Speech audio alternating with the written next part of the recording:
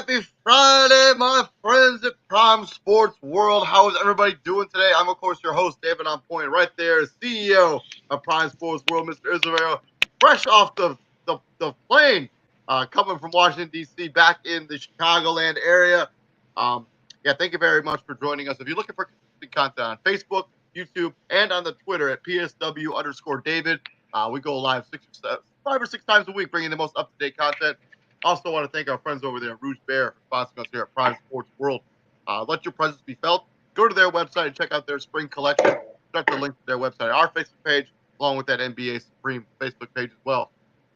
So, Izzy, how you feeling? A little jet lag, man? How's the shake with the weather now that you're back here in Illinois? It's good. I think I brought the weather with me because it was pretty gloomy out there in DC for about 4 days, and it's been gloomy as shit here. It's basically like the last basically all week. Yeah, and so today, Friday, I guess is a really nice day right now in DC. I'm like, shoot, man. I wish I had another day because I wanted to go to the National Zoo out there, but it's all good. That just makes me that makes it better for me to come back, right? Yep, so 100%. leaving something for me to come back to. So let's get into the show. We got an action-packed show for you planned for today. First, we're going to talk about what went wrong with the Los Angeles Lakers as they have missed the playoffs and they have missed the entire play-in. We're going to talk about teams that are on the rebuild who has the brightest future. We're going to talk about that 2010 All-Decade team that was just released yesterday and the day before by the Associated Press. And then we're going to talk about the newly inducted members of the 2023-22 class of Hall of Fame, including Manu Ginobili and Tim Hardaway. But let's get first started with the main story here. We got the Los Angeles Lakers record 31-49 as they got bounced last night by the Golden State Warriors, where they were missing basically all their starters minus they missed the play-in tournament. They have a negative 3.2 point differential. For next season, they only have 5 players under contract for next year. Russell Westbrook and Kendrick Nunn both have player options. Frank Vogel probably out as the head coach of the Los Angeles Lakers. So my question for you, my friend, is where did it all go wrong? And what do the Lakers do from here?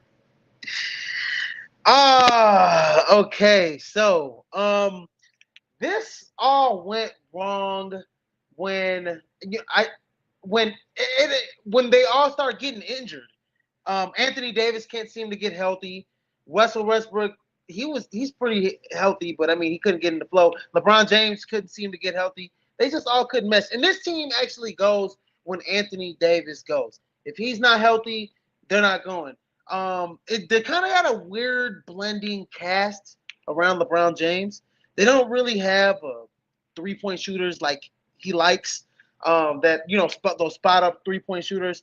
Talon Horton Tucker is a good young player. He has some good. He had a 40-point night last night, but the dude was certainly not worth the contract they put him on, and he certainly wasn't worth picking him over Alex Caruso. No. Alex Caruso was a hustler. He's a good spot up 3-point shooter. He's everything that LeBron likes on his team, right? And who else can we go down the line? Kendrick Nunn never played this season. Kendrick Nunn bumped his knee on the coffee table. Never played this. For real. You know who was a bright spot on this team a little bit? Malik Monk. He was a little bit of a bright spot this year. He had some moments. Carmelo Anthony he's the shell of himself. He was still providing a good scoring punch off their bench, but he was still providing a little bit. And if I think Carmelo Anthony's a shell of himself, well, Dwight Howard is definitely a shell of himself. Well, yeah, Dwight Howard's been a shell of himself basically. They won the years ago. And so this team is old. My honest opinion, that this fell apart the moment they pulled the trigger on the Russell Westbrook trade, because they gave away key pieces to what was a championship roster, and Kyle Kuzma. We all laugh about it, but Kyle Kuzma was important to this team. And KCP, yeah, he was. And Montrezl Harrell. I know they were probably going to lose him anyways, be a free agent, but trading for Russell Westbrook, a guy who has to have the basketball in his hands all the time, and partnering him with LeBron James, who also needs the basketball all the time, it just never worked. Russell Westbrook's not a spot-up shooter, and he wasn't at all good this season. People want to point the fingers at Anthony Davis for not playing not playing this season much because he was hurt, obviously. But Russell Westbrook had a down season across the board. when it comes to his numbers and his stats.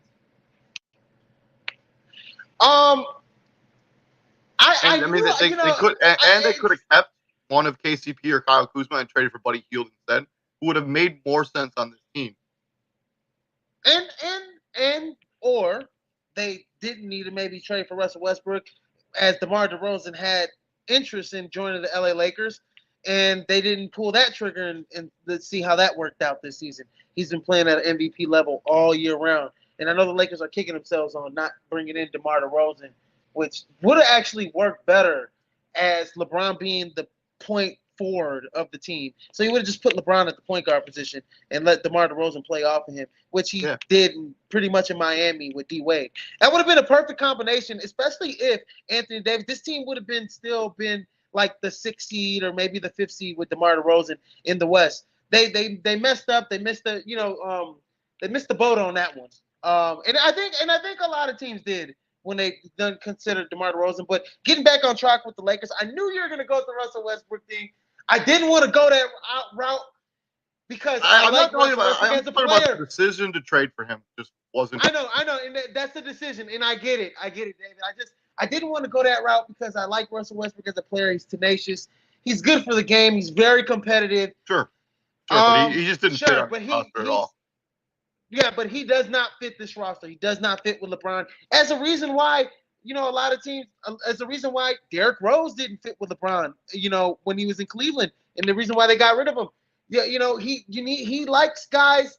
LeBron needs guys that aren't gonna drive, and he needs guys that he's gonna be able to kick out to and hit threes because he needs the ball in his hand. D Rose, Russell Westbrook, those guys are ball dominant point guards.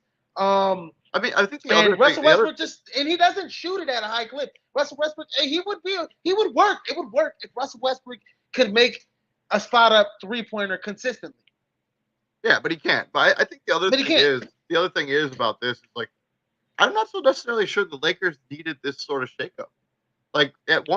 So let's go back to last season. Before all this injury started happening with LeBron and Anthony Davis last season, right?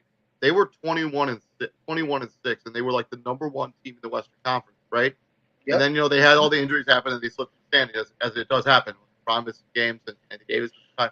But you had a sample size where when this team was healthy, they were one of the better teams, the premier teams in the Western Conference. I'm not sure you needed to shake your roster up, trade for Russell Westbrook. Why not just run it back, and that way you had more flexibility, cap flexibility this offseason? Because right now, the Lakers are screwed. They're over the cap already, so they can't do anything in free agency. They have nobody they can sign, and they have no young assets. Where you look at it, it's like, oh yeah, I could trade this guy for a young piece. No, none of the guys have value. They have no draft picks. They're in a kind of a bad place. So I see. So Russell Westbrook and Kendrick Nunn both have player options. Yes. Do you see Russell Westbrook and Kendrick Nunn exercising both of those? Player options to opt out of their contract. I do not anticipate Russell Westbrook for sure opting out of it. Because he's getting paid $47 million to be leaving on the table, and I just don't think he's going to be able to recuperate that. Kendrick Nunn's player option is $5 million. I'm not sure because he didn't play an entire season. I'm not sure what his value is.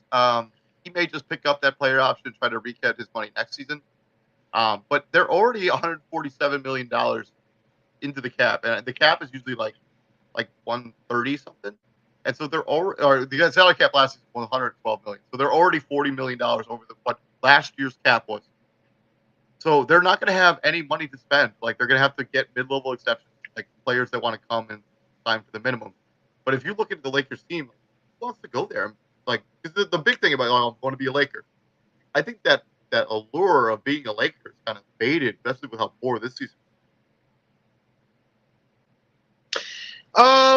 Yeah, no, it has. It has faded, and I don't think that's a place that players want to go. I mean, there's definitely other places that players would want to go to.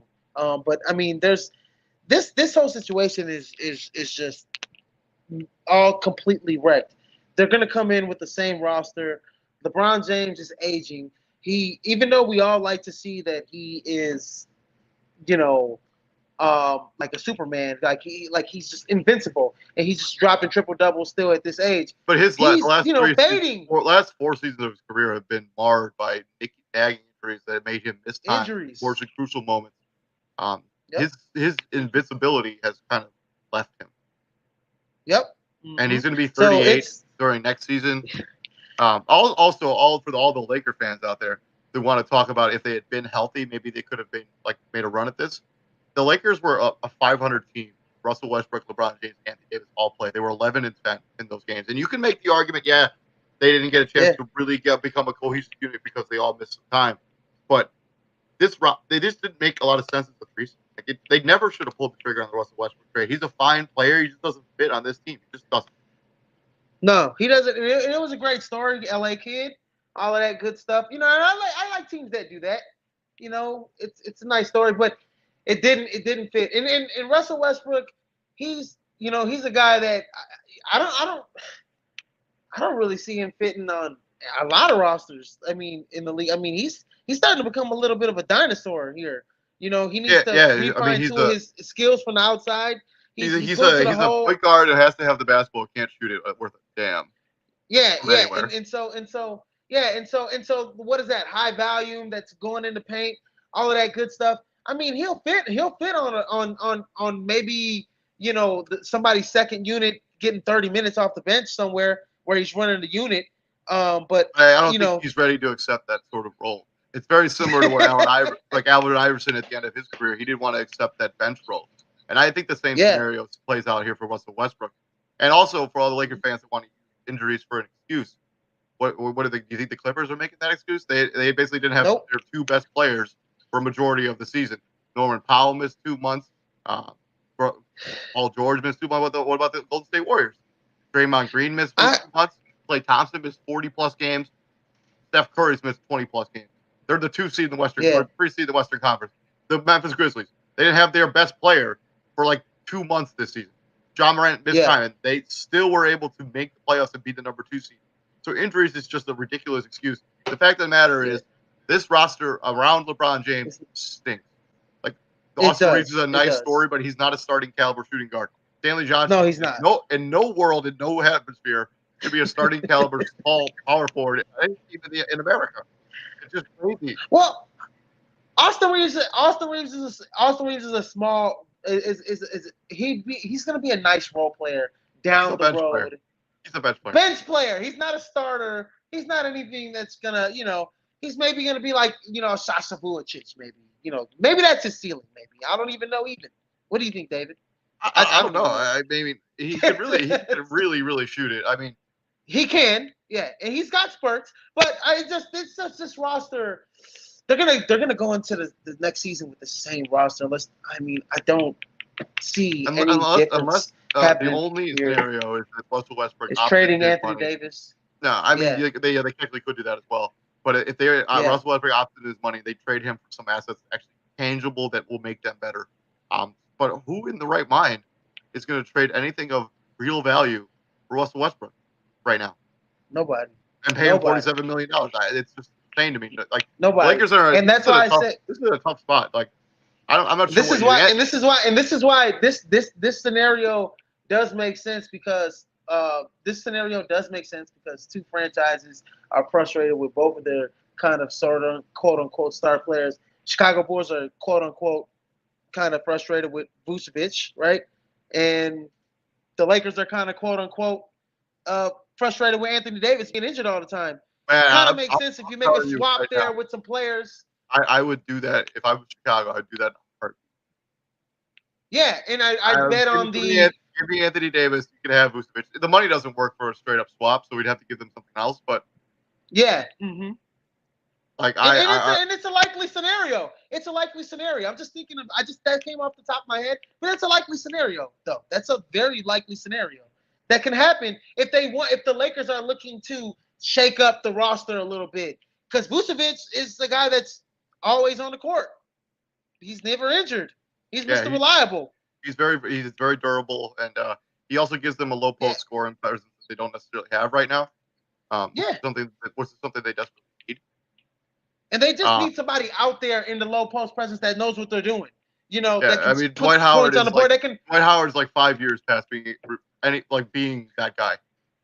and I think when you look at even like if they even were to make that swap, and we're getting off topic with Chicago. I'm just saying if they were to make that swap, it works for both teams. I mean, we're taking the ceiling of Anthony Davis. We're taking Anthony Davis. He's the top 7 player in the league. And we're taking when healthy.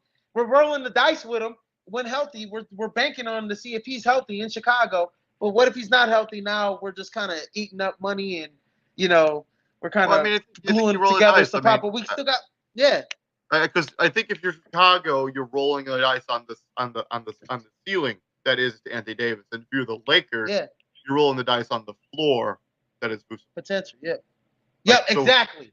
Like and Vucevic's floor is much higher than Anthony Davis' floor, but Anthony Davis' ceiling is much higher than Vucevic's.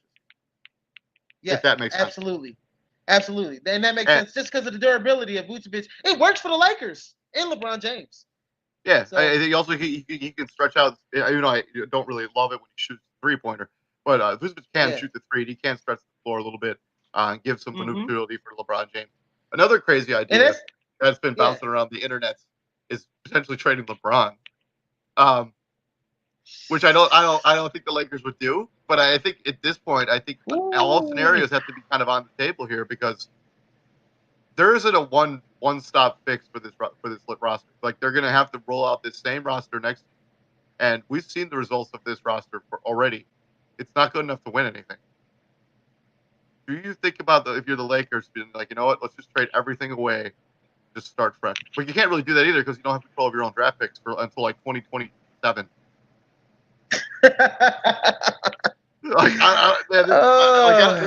There's no good scenario when it comes to the Lakers. Like this season was a disaster. Their next 3 seasons potentially could be disasters too. Yeah, and then in 2 years, LeBron James would be 40, and that's a long time for a guy to be playing basketball since he was 18 years old. Yeah, I think he only has 3 seasons left. I think he really wants to play that one season with Bronny. With his son, with his son, I think he's got. And I think if that Bronny scenario wasn't like something he was really interested in, I think he'd retire today. Yeah, I think LeBron would be like, man, I've made enough. I've done enough. I don't have anything to prove. I'm not even kidding. I think if me too. Really want to play with LeBron, like with his son, if that was like one of his goals, I think he called quits now. I think look at him. He does not look like he's having any fun at all. Yeah, no, he looks like he's laboring. He looks like an old man. He doesn't look like the 18-year-old. He's in the league, for Christ's sake, 20 years already. Next year is going to be on his 21st season. I mean, it's insane, and he's still playing at a high clip. The great ones. He's in like the discussion for the scoring title. Like that would be. Yeah. If you pass Kareem in a Laker jersey, you're up there. You're up there. I wouldn't say up there in the Lakers Raptors, but I mean you're up there. I don't think he's done enough to be as a Laker to be in the Raptors. In my opinion, he's won ring. He's missed the playoffs 2 years. 2 of the 4 years he's been there. He got bounced in the first round. So, but Cleveland, Miami, moving on from the Los Angeles Lakers, some more teams that are on in the rebuild. So these are teams that already have their rebuild underway. So the Pacers, Rockets, Pistons, Magic, Thunder, Trailblazers, all on some sort of level of rebuild. But which of these teams do you think has the highest ceiling when it comes to their respective rebuild? There's the teams on the screen there. You got Portland, Houston, Detroit, Indiana, Orlando, and Thunder. If I had to go with a team, I'd have to go with, this is a hard one, David. I got 2 teams in mind. I got the Oklahoma City Thunder, and then I got the Indiana Pacers in mind. And those are my top 2 teams, in my opinion, in terms of the rebuild right now. Just because of the Tyrese Halliburton in Indiana, I think he's going to be a real special pro, a real solid pro for the next 10 years or so. And I think what they're doing in Oklahoma City with SGA, with Josh Giddey, with Lou Dort, with a lot of those young guys, and then Sam Presti was able to stockpile all those first-round draft picks. Oklahoma City Thunder potentially have 3 first-round picks in 5 drafts. Yeah, That's insane. That's insane. So Portland, so their rebuild is like basically they decide to strip this down and trade Damian Lillard to get the assets for him. But they're going to be a team that has a plethora of cap space this offseason. So they could spend that to rebuild this roster almost immediately, and they're going to have probably a top 10 pick this year, 2 picks in the lottery. Houston, Jalen Green has really turned it around over the last month. In fact, he's on a streak right now. I don't know if he snapped it yesterday because I didn't look at the box score, but he had scored 30 points in like 6 games or 5 games in a row. The only other rookie that in the history of the league was like Allen Iverson. So if he does that, with one more game, he's in some random fight area. Jalen Green's really turned around what was a disappointing rookie season. Detroit Pistons, Cade Cunningham has been awesome over the last month and a half. Orlando, their front court has all sorts of really nice players in it. They're going to get what's his name back next season, I assume. What's the guy? Jonathan Isaac is coming back to this team. You have Mo Bamba. You have Wendell Carter Jr., who's been their best player this season. Cole Anthony, R.J. Hampton, Franz Wagner. Oklahoma City Thunder, you have a million picks plus SGA and Josh Giddey. Indiana, you have Tyrese Halliburton. And Miles Turner, who has either you build around him or he has immense trade value. You're gonna have to say that last part again. I'm sorry, David. I lost your connection. So Indiana, I can't hear you. Hold on here.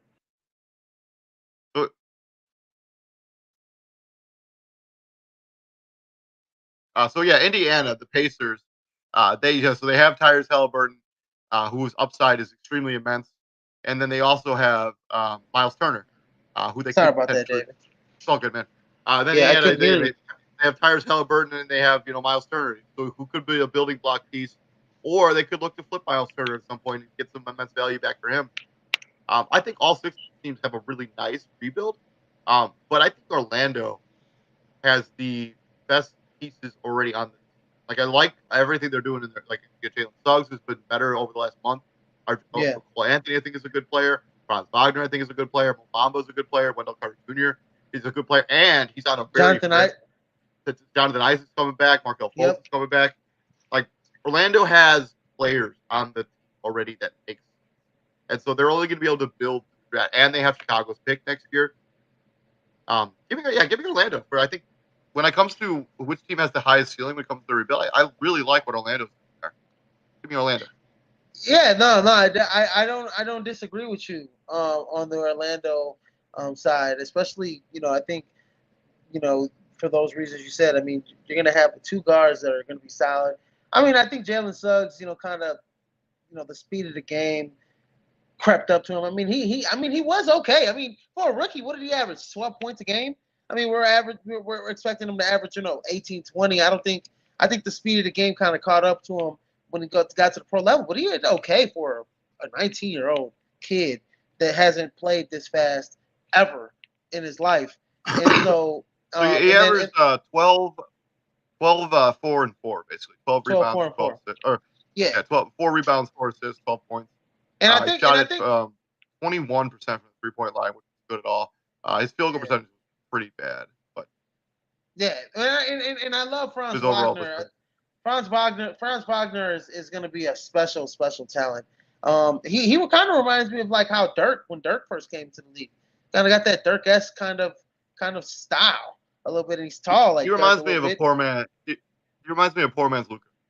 Like I think if he continues to redefine his game, because of his ability to take the ball, dribble the basketball, take the ball off the dribble, and like create offense for other people off the dribble, I think he can be like Luka. I don't think he'll be an MVP candidate at time, but I think he will be somebody you can facilitate your offense. Yeah. Oh, definitely. And he's averaged Franz Wagner's around the 16, 17 points per game range, right? If I'm not mistaken.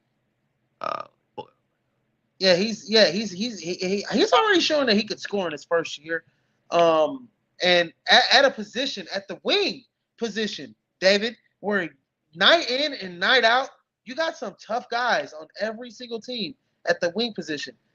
So Franz Wagner held his own. He's averaging 15, 6, and 3. 15, 6, and 3. Okay, yeah. So yeah, Franz Wagner held his own. At the position night in night out as a rookie. So I'm liking to see what the progression is on that team. But yeah, you're right, man. They got a collection of guys on that team. I don't know how they're gonna. deal with Cole Anthony and Jalen Suggs, I think they're going to have to make a decision down the road sometime as to who's going to be our point guard. That's the only issue I have with the Orlando Magic kind of right now in their rebuild phase. I think Mo Bamba's aside. What I've been saying about Mo Bamba, you need time. He needs some playing time to show what he can do. And he's got the skills. He's still young. He's got the body. He's got the athleticism. He's got the skill set to be, a 10-10 guy, at least a 15-10 guy. Maybe if he can, knock down the three consistently. Stretch the floor. Yeah, maybe. I think he is still probably not where the Magic would like him to be, and I think raw. I think if you trade him, value for him. But I also love Oklahoma City Thunder. All cities rebuild. So you could either take a bunch of players with all these draft capitals, or you could eventually trade them for some kind of player. The only problem is when you're negotiating with Oklahoma City. Let's say Donovan Mitchell becomes unhappy. I'm not sure why he'd want to go to Oklahoma City, but Donovan Mitchell becomes unhappy. Say Utah gets bounced out of the playoffs pretty early. Could be a scenario. Oklahoma City has a treasure chest of draft assets. I'm not trading anything to you without getting an immense haul because I know you have the assets. Like I think they'll run into that problem eventually.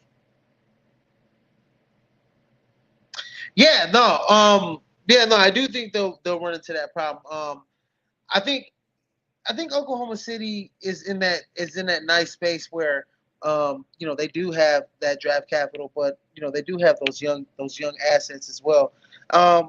As I think as SGA and Josh Giddey, Lou Dort, I don't see Oklahoma City being still a free agent destination, and that's my problem with Oklahoma City.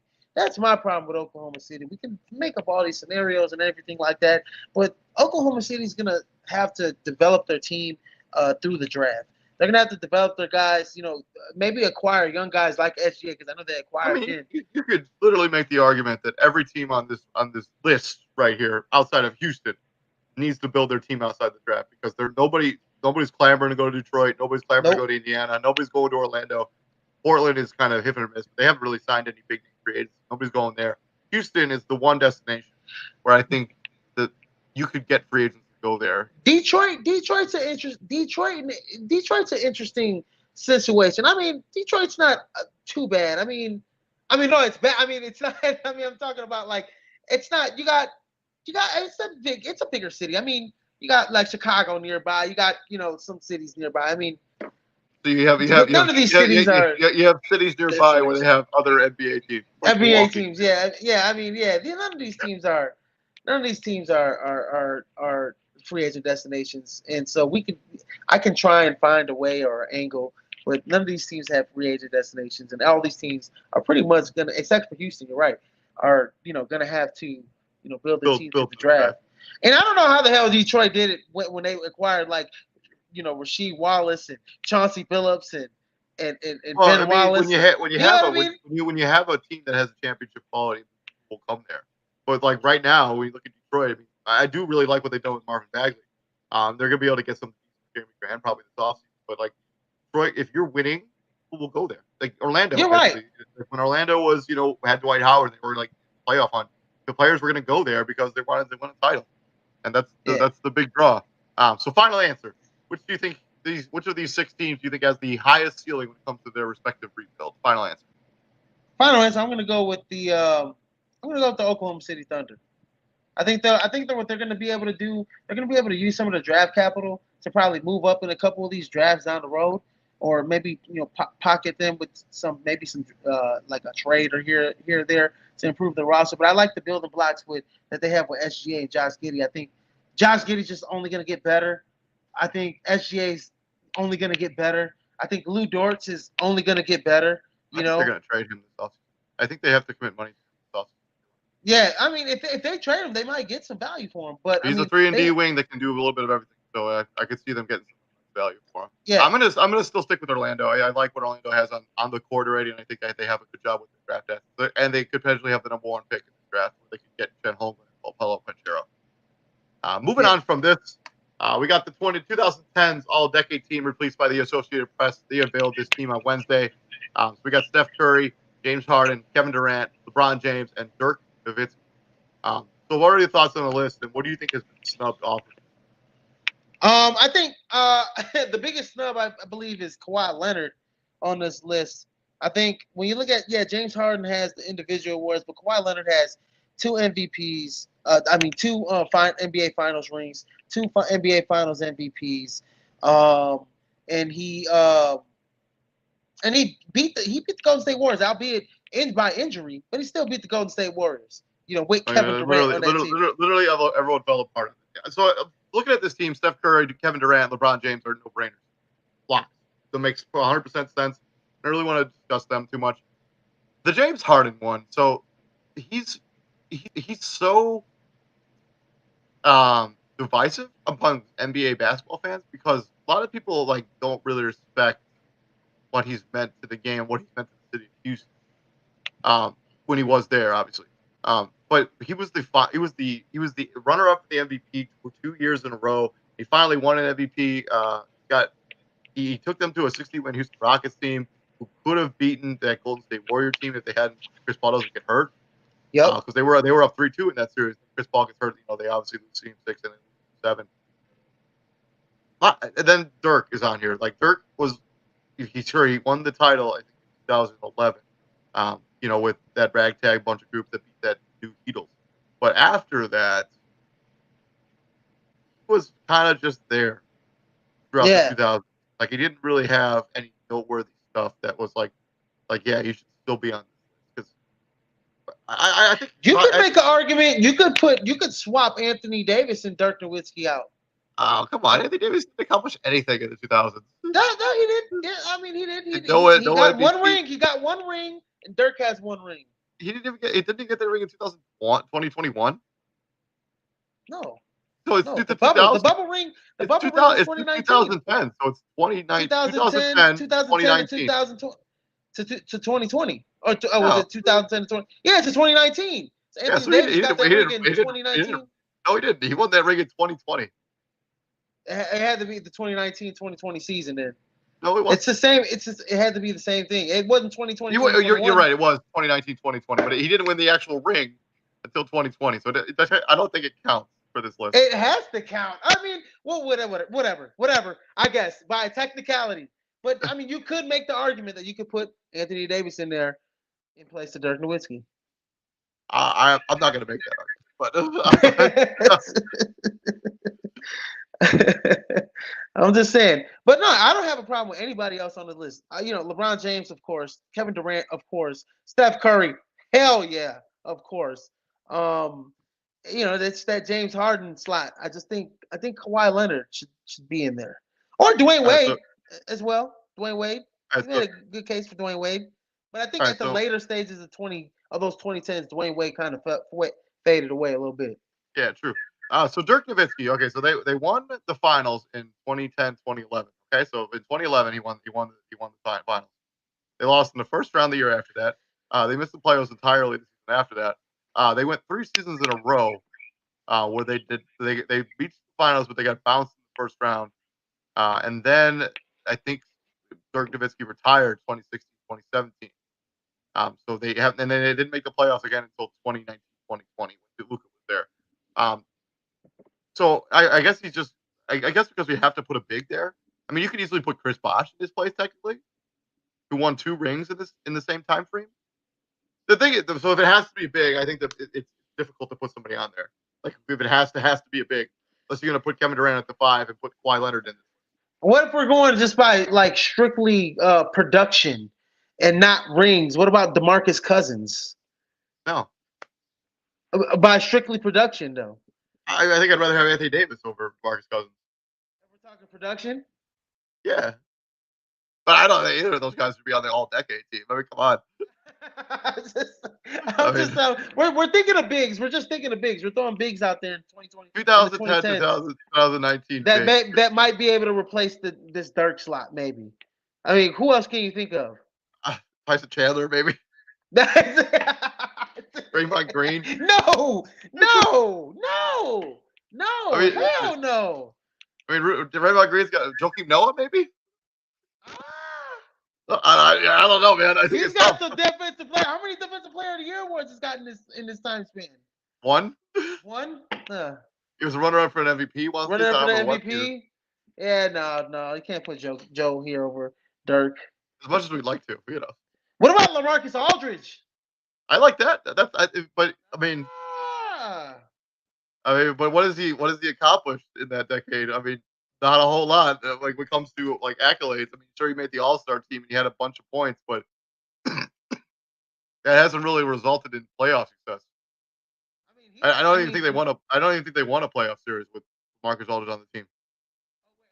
in San Antonio or in Portland, either or, right? I mean, LaMarcus Aldridge in this time span right here is one of the most like best post players in the game in this time span. I mean, he's the best. He's probably the best face up player in the game this time span.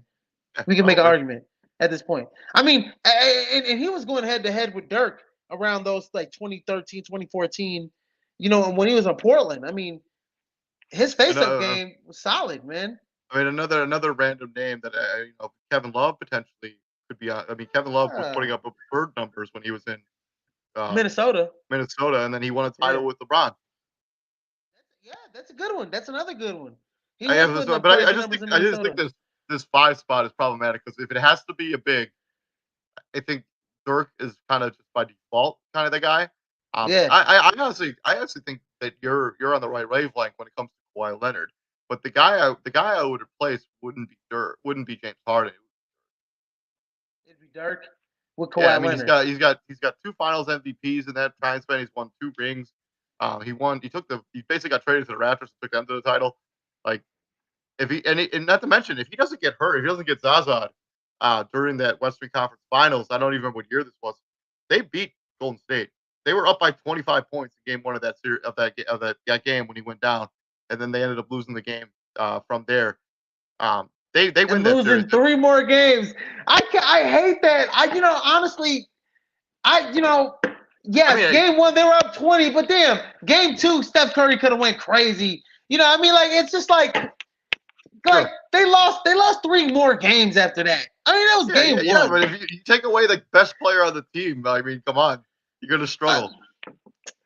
I guess, yeah. I mean, yeah, you can make the argument when Rondo went down, they were up 2-0 on the Bulls or whatever against the Celtics, right? I still make that argument to this day.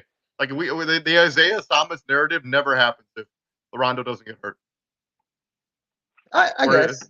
Like where he's like, doing all this stuff for his sister who was killed, like, like he would be already out of the playoffs if during that time. You're right about that. But I don't have, other than the guys that we kind of mentioned, the bigs, I don't have any other bigs. Even that has to be a big. And then if it's just any player slot, Kawhi Leonard probably should be in there over Dirk Nowitzki. But I think Dirk gets in there because he's I don't know. I mean, Kawhi Leonard's he's a Hall of Famer already. If I'm not under my estimation, he's a Hall of Famer. I think he's a Hall of Famer. I would have to say he's in the Hall of Fame. Yeah, so I can't make that argument. So yeah, I think also the Chris Paul argument is probably pretty good, but he's trumped by Steph Curry, giving Steph Curry's accolades. If Chris Paul wins a ring, I really can't. Yeah, if we're gonna go, who's the best point guard of this decade? It's got to be Steph Curry. I mean, hands down. There's no 2 MVPs, one of them unanimous. Got 3 rings during this time frame. It's without a doubt, and he basically he changed the game forever. And anytime you change the game forever, you deserve to be on a list like this.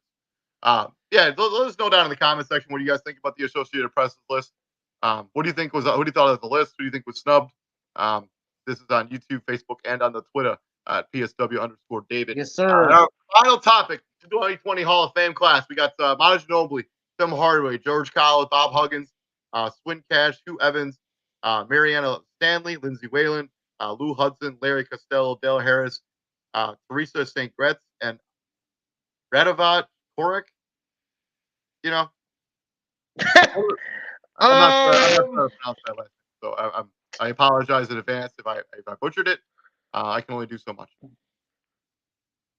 Yeah, I'm looking at this list right now. I'm going to start. Lou Hudson. Hugh Evans was the referee. He was an NBA official for 28 years. Manu Ginobili, two-time Sixth Man of the Year, 4-time NBA champion, and 2-time All-Star as well. Yeah. Tim So Hardaway, yep. 2000 Olympic gold medalist, played 13 seasons, and scored 50,000 points. That's usually not the threshold. Usually you don't get the Hall of Fame if you have this few number of points, but I think the gold medal probably got him in. Yeah. Bob This Huggins class. coached in college, ranks for 45 years. George Karl spent 27 years as the head coach in the NBA. It's only 27 years. Feels like George Karl coached literally forever. This is the international. This is the Manu Ginobili Hall of Fame play. This is to represent Manu Ginobili, the best six man ever to play in the history. No, I mean, no, I'm just saying. Come on now, David. 4 times. Oh, give me 5 times. Come on. Jamal Crawford, man. I give me Jamal Crawford. So he only won the Sixth Man of the Year once. He was the 2-time All-Star. Jamal Crawford is the quintessential Sixth Man of the Year. Like they should. Jamal Crawford gonna get in the Hall of Fame. Maybe. Oh my goodness. Well, okay. Because Manu Ginobili also has all of his overseas accolades. He won a gold medal. That is true. He won a gold medal for Argentina in the 2004 Olympics. Manu Ginobili has other accolades outside of his NBA stuff. Because he only scored 14,000 points in his career as well. Like that's usually way under the threshold for Hall of Fame. Like if you don't hit 20,000 points, you usually don't get in. Yeah, so this is the one of the weaker classes, but another, I'm looking at George Karl, man, one of the better head coaches, ever to play ever to coach in the NBA at the professional He's 6th level. all-time in NBA career wins, and he had 12 seasons where he posted over 50 plus victories in a season. 3 over 6.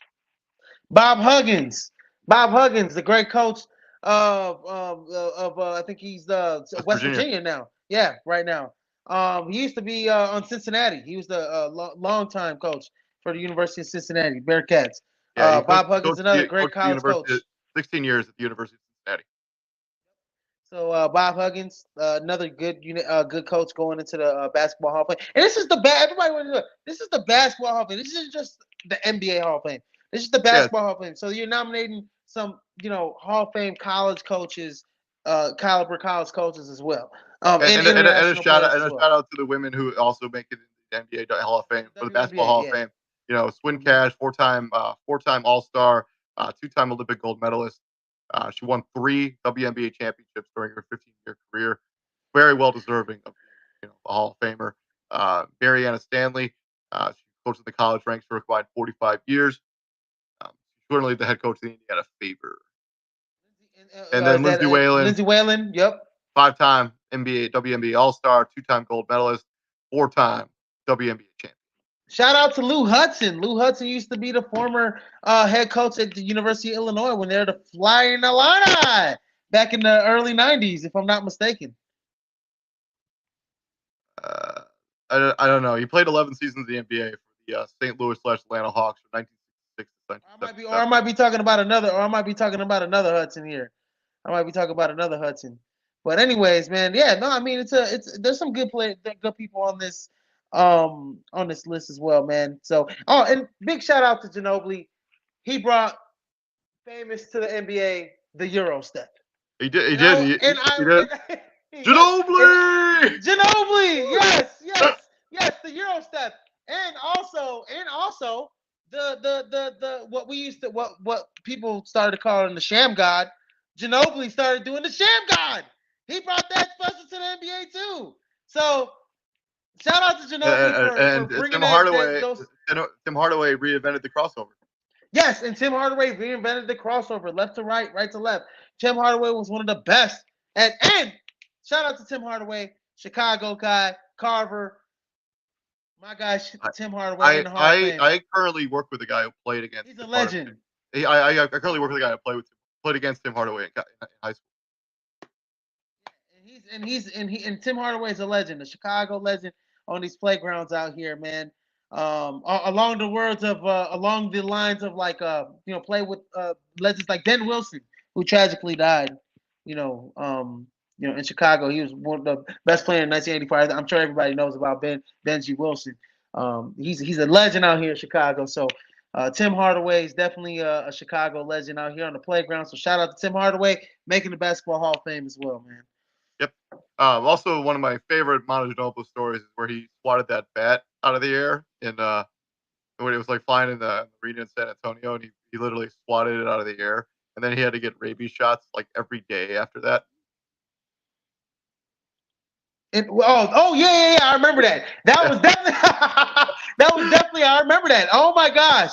Oh my goodness. I remember that. He swats that bat. Lord. He had to get it. Didn't that bat come out of who? I forgot what player. The guy with the big afro. I forget his name. Golly, it came out his hair though, didn't it? No, it didn't. It was like it wasn't it somebody's. Didn't it? Like I could have sworn, bro. I could have sworn. Like if you go look at that video again, didn't it? I don't think so. I think somebody would know if they had a bat in their afro. But yeah, something like that. I can't remember that. Yeah. Congratulations to all of the 2020 Hall of Fame class. You're all well deserving. But yeah, headliners: the Manu Ginobili, Tim Hardaway, George Karl, Bob Huggins as well. So this is a pretty it's an all right class. The class next year will hopefully have a little more star power. But yeah, that's been the crossover. We talked about the Los Angeles Lakers. We talked about teams rebuilding.